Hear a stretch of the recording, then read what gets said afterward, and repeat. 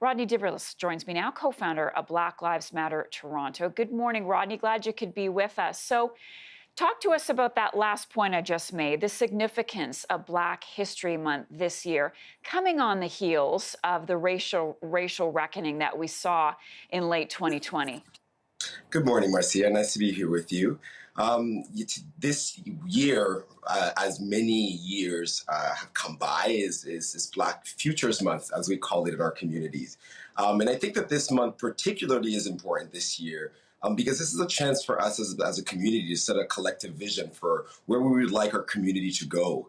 And so there's been a deliberate shift away from thinking about Black history to thinking about Black futures and how do we actually create the sort of world that we've been protesting.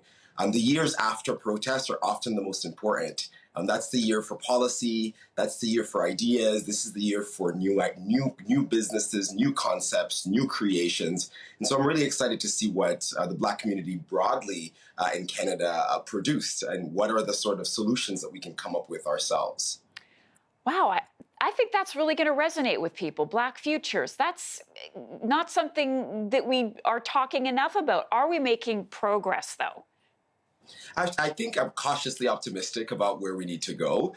I think that last year we spent a considerable amount of energy convincing non-Black folks of our humanity, of our right to life, and of the issues that we had talked about for years and years. And so this is really an opportunity to sort of put our heads together and come up with the sort of solutions that we'll need to get through these issues specifically. And so what I think you're going to see is going to be a lot of Black innovation. I think you're going to see a lot of new ideas coming from our communities, from all across this country. You're going to see a proliferation of new businesses, new practices, sort of new frameworks and new ways of being. More and more, we're also going to see collaboration this year more than ever. And so this is really a chance to, while recognizing and honoring our ancestors, while anchoring ourselves in the realities of our histories, to look forward and to look into a future in which Black lives not only matter, but are thriving. Do you think that the school curriculum needs to incorporate more of the history of Black Canadians? Absolutely. I mean, there is a sort of, our curriculum is failing our students when it comes to actually teaching the history of Black people and Black relations in this country. We need our curriculum to actually be more honest about the history of enslavement in this country, the history of subjugation in this country, and more knowing the actual individual and Canadians that have made so much contributions to the world, really. I remember growing up in school and I didn't really learn about my history. I didn't really learn about the different types of Black communities that existed here, the history of Black migration, the different contributions that Black people have done to this country and to this world. And so I believe a more nuanced and more to be honest with you, more right and accurate history lesson is necessary and needed. I mean, specifically, Marcia, one of the dangerous things that we saw in the last couple of years with BLM is that, for the most part, we spent a lot of time correcting. We spent a lot of time actually ensuring that everyone had their facts right and ensuring that their history was correct. I think if we do a better job at teaching that at our curriculum, we can actually all meet each other at a different level and be able to talk about solutions rather than, to be honest with you, correcting what's not right.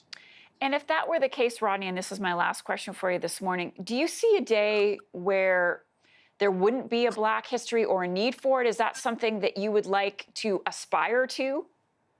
I mean, I would love for every month to be Black History Month and for every single day to be a day about our celebration of our history and our future. But I think that one thing that is ever important is that we collectively, no matter what year this is in, we all need to remember what brought us here.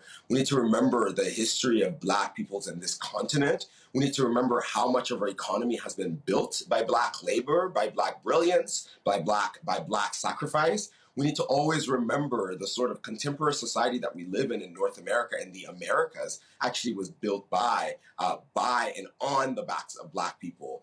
And so I see definitely a future in which we are more cognizant of Black people, that this is not the only month that we talk about the Black issues and Black realities. But I hope that we'll never forget what brought us here. What is the history that brought us here and how do we honor our ancestors, all of us collectively moving forward? Rodney, thanks so much for your time with us this morning. Really appreciate it. Rodney Diverlus is the co founder of Black Lives Matter Toronto. All the best. Yes, thank you.